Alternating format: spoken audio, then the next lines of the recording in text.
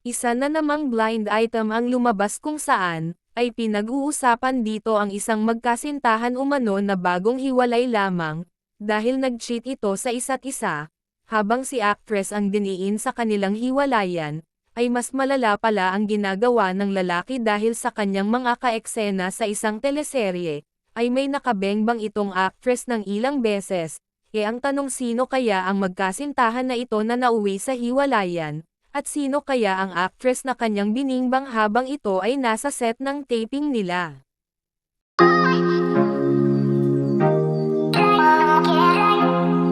It's a tie naman pala ang dating celebrity couple na parehong nag-cheat sa isa't isa kaya sila naghiwalay. Ang pagkakaiba lang ay nabuking ang ginawa ng aktres na nagkaroon sila ng intimate moments ng kilalang aktor, nang magtagpo sa event na pareho nilang dinaluhan. Mainit itong napinag-usapan sa apat na sulok ng showbiz world, kaya naman nagulat ang lahat dahil hindi nila inaasahang magagawa ng aktres ang magloko dahil ang karelasyon niyang aktor, sa panahong iyon ay sa kanya lang nakafocus. Awang-awa ang lahat sa aktor dahil sa nangyari pero nanatili siyang gentleman, at ipinagtanggol pa ang karelasyong aktres sa lahat ng bashers. Pagkalipas ng ilang linggo ay nabalitang naghiwalay na ang celebrity couple at ang naiwang imahe sa publiko ay ang pangangaliwa ng aktres. Sa ginawang ito ng aktres, ay naunawaan na namin kung bakit siya nag-cheat sa relasyon nila ng sikat na aktor, baka kasi naglabas lang siya ng sama ng loob dahil siguro may alam din siyang ginawa ng karelasyong aktor na hindi naman niya ibinulgar. Ang aktor na dating karelasyon ng aktres ay pasimple rin palang nangaliwa, dahil ang katrabaho niyang aktres din sa isang serye ay nakasama niya ng ilang gabi. Ang tanong sino kaya ang actress na ito na nakasama ng aktor? Sobrang lihim ito dahil nga sa iniingatang imahe ng aktor at aktres, pero nabuking din mismo nang naghiwalay na sila ng kanyang girlfriend. Ang mismong aktor ang nagbuking sa sarili nang matanong siya kung sino-sino sa mga taga-showbiz ang naging fling o jowa niya na hindi pumutok sa publiko.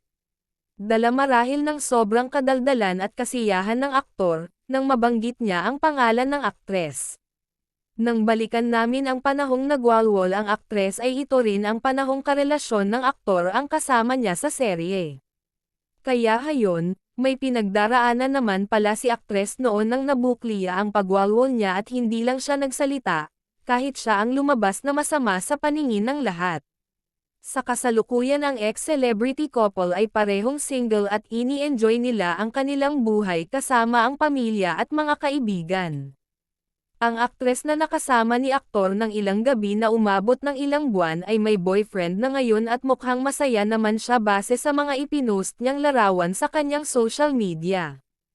Sa mga nakaraang naintriga nga sa hiwalayan, ay isa nga si Julia Barreto at Gerald Anderson, buwan ng September nang lumabas ang balita na sila ay hiwalay na, ngunit naglabas si Gerald na sila ay okay pa din ni Julia, na para bang pilit pang inaayos ni Gerald ang kanilang hiwalayan, at lumipas ang ilang mga araw ay nagpalabas na din ang kanilang handler na Star Magic na sila ay official ng hiwalay, at sa mga sandaling yan, ay may teleserye si Gerald Anderson kung saan, ay nakakasama niya si Jessie Mediola, Shaina Magdayaw at JC De Vera sa Sins of the Father, at naisyo pa at nadamay ang isang volleyball player sa hiwalayan ng dalawa, pero hindi naman ito nakumpirma na ito ay totoo, pero base sa nakalap na balita, ay mismong si Gerald ang umayaw na sa relasyon nila ni Julia Barreto.